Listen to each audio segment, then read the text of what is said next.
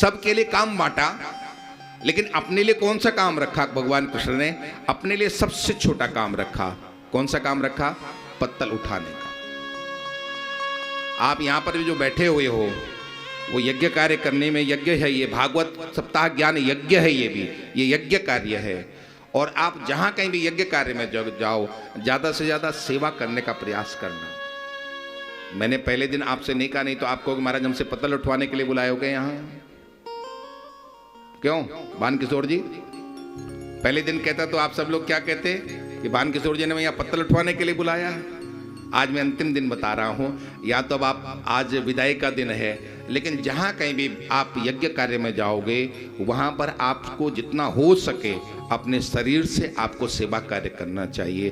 क्योंकि जितना आप यज्ञ में शरीर से सेवा कार्य, धन देने तो बात अलग है, धन तो दिया जा सकता है, धन देना कोई बहुत बड़ी बात नहीं है। तन और मन देना उससे भी बड़ी बात है। धन देते हो ये प्रथम है, लेकिन तन और मन देते हो ये बहुत बड़ी बात है। तो तन मन धन से आप तीनों से यज्ञ कार्य से जुड़ते हो तो आपको अनंत अनंत फल प्राप्त होता है। भगवान कृष्ण ने अपने लिए सबसे छोटा काम रखा। जो ब्राह्मण संत आते हैं उनकी जूठी पत्तल उठाते हैं। वैसे मैं आपको बताऊं, पुण्य दृष्टि से आप जब भी आश्रम में भोजन करो, पंक्ति में भोजन करो, पहली बात तो जूठा नहीं छोड़ना चाहिए। क्या नहीं छोड़ना चाहिए? और घरों में भी ये आपको नियम रखना चाहिए कि घरों में जूठा न छोड़ा जाए। उतना लो थाली में जितना न जाए नाली, जो बचा हुआ नाली में उतना हम लें जितना में।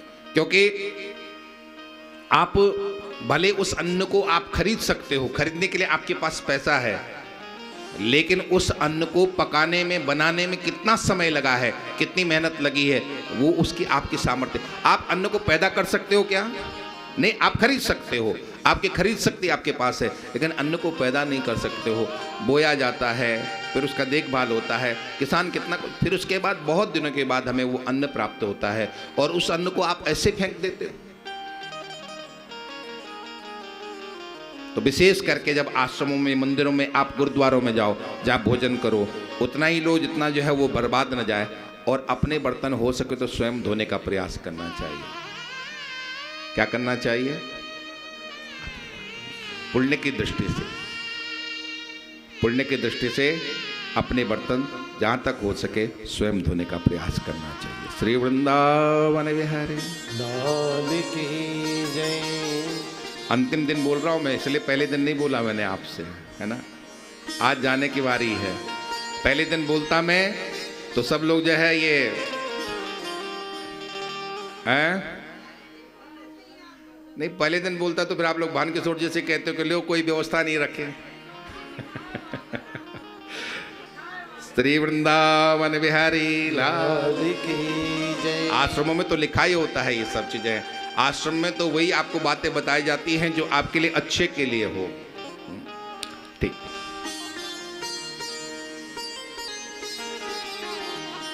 वैसे इनको संतुष्टि नहीं मिलती ना, यदि आप लोग बर्तन धोते तो इनको संतुष्टि नहीं मिलती। उन्हें खराब लगता है कि हमारी मेहमान आए, स्वयं बर्तन धो रहे हैं।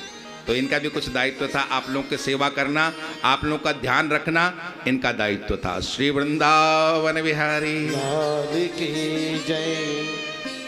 तो भगवान ने उस यज्ञ कार्य में जूठी पत्तलें उठाई हैं। संतों की सेवा, ब्राह्मणों की सेवा, बहुत कुछ आपको पुण्य देके जाती है। इसलिए बाबा सूर ने लिखा था, सबसे ऊंची प्रेम सगाई, सबसे ऊंची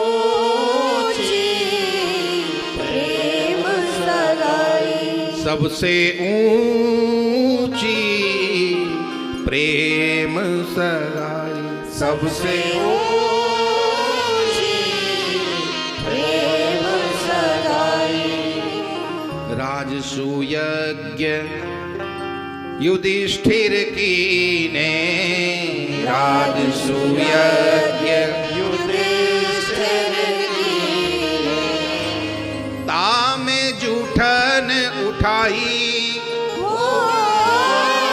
तामे सबसे ऊंची प्रेम सगाई, सबसे ऊंची प्रेम सगाई। झूठे फल सबरी के खाए, झूठे फल सबरी के खाए। झूठे फल खबरी के खाए, झूठे फल सबरी के खाए। बहुविधि स्वाद बताई, हो बहुविधि स्वाद बताई। सबसे ऊंची प्रेम सगाई, सबसे ऊंची प्रेम सगाई। दुर्योधन की मेवा त्यागी, दुर्योधन की मेवा त्यागी। दुर्योधन की मेवा त्यागी, दुर्योधन की मेवा त्यागी। साग विदुर घर खाई, हो साग विदुर घर खाई।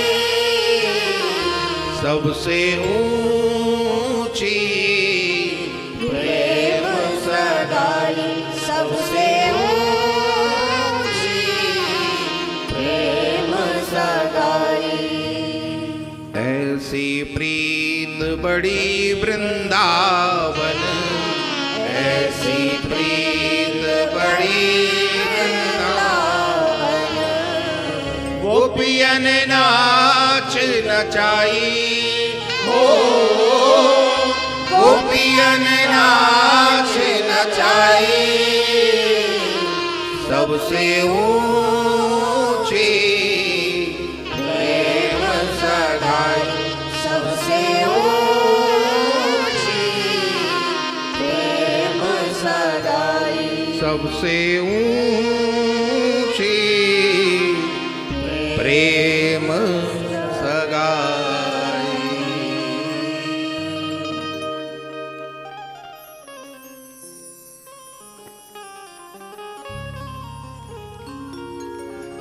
बर्तन धोने की जहाँ तक बात है, अभी आप आश्रम में नहीं आए हो, अभी आप टाइगर परिवार के कार्यक्रम में आए हो, उनकी भागवत में आए हो। जब आश्रम में अगली बार आना ना, फिर अपने बर्तन धो लेना, ठीक है?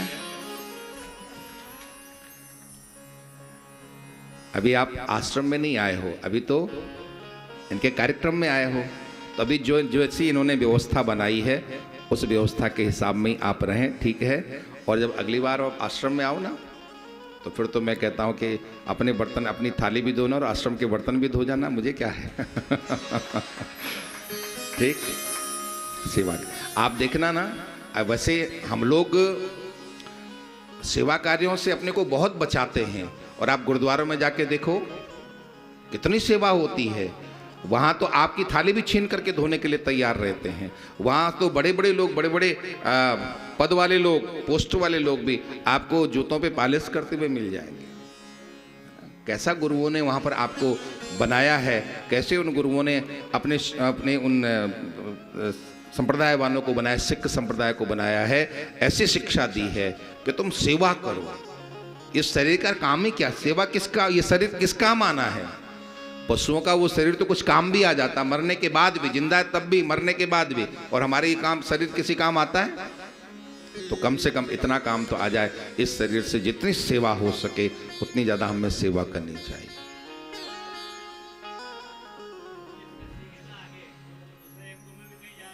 बिल्कुल बिल्कुल, हाँ, यहाँ से आपको सीख मिल रही ना। आप अगले यज्ञ में सम्मिलित होंगे तो वहाँ आप वो करेंगे, अपने आप कहने पड़ के अपने आप लोग करते रहेंगे। श्री वृंदावन बिहारी लाल की जय।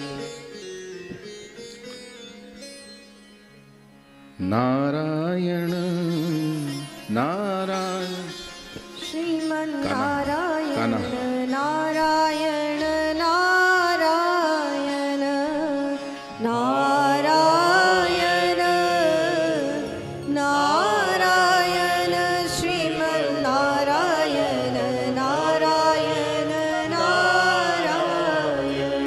हे हरि नारायण नारायण नारायण, हे हरि नारायण नारायण नारायण, जय जय नारायण नारायण नारायण, जय जय नारायण नारायण नारायण, हरि नारायण हरि नारायण हरि नारायण हरि नारायण हरि नारायण हरि नारायण नारायण नारायण श्रीमन्नारायण नारायण नारायण नारायण नारायण श्रीमन्नारायण नारायण नारायण।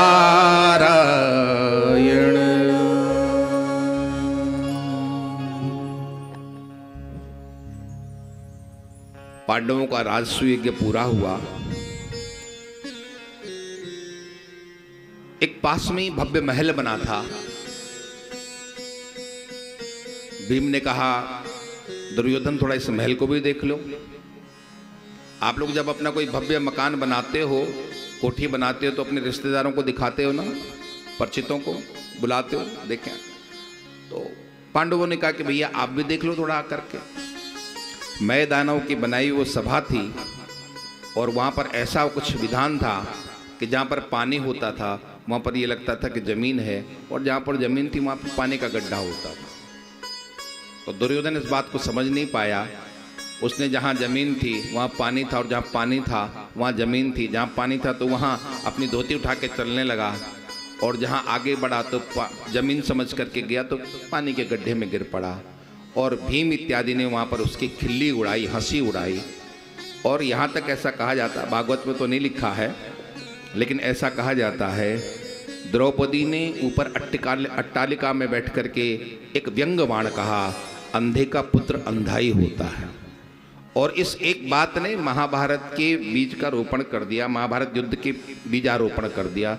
और उसी बात को दुर्योधन ने इतना हृदय पर लगाया, द्रौपदी मैंने भी तुम्हें बता ना दिया कि अंधे का पुत्र अंधा होता या आंख वाला होता तो मेरा नाम भी दुर्योधन है। इसलिए कहा जाता है कि आप सम्मान किसी का भले कैसा कर दो, कोई परेशानी नहीं है।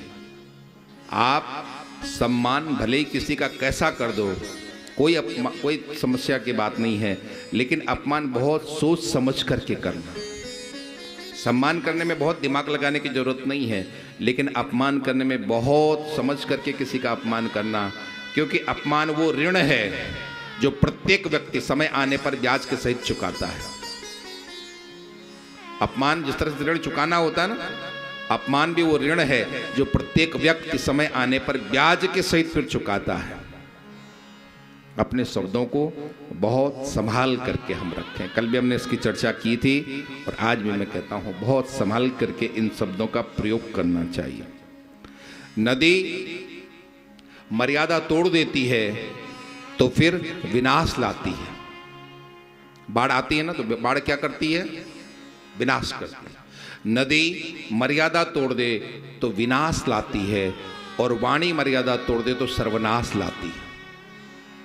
वाणी का स्वर संभाल लो, बस हो गया भजन, आदत पूरी संभाल लो, बस हो गया भजन। बाबा कबीर ने लिखा था, बोली एक अनमोल है जो कोई जाने बोल, बोली एक अनमोल है जो कोई जाने बोल, ये तराजू तौल के तब मुख बाहर आने। पहले विचार कर लो कि बोलना चाहिए कि नहीं बोलना चाहिए। बहुत से लोग विचार बिल्कुल नहीं करते, तबाक से बोल देते। नहीं, पहले विचार करो कि बोलना चाहिए कि नहीं बोलना चाहिए, इसको ऐसा कहना चाहिए कि नहीं कहना चाहिए। क्योंकि कहने के बाद मुख से निकला हुआ शब्द और बाण से, धनुष से निकला हुआ बाण फिर वापस नहीं, तो गए फिर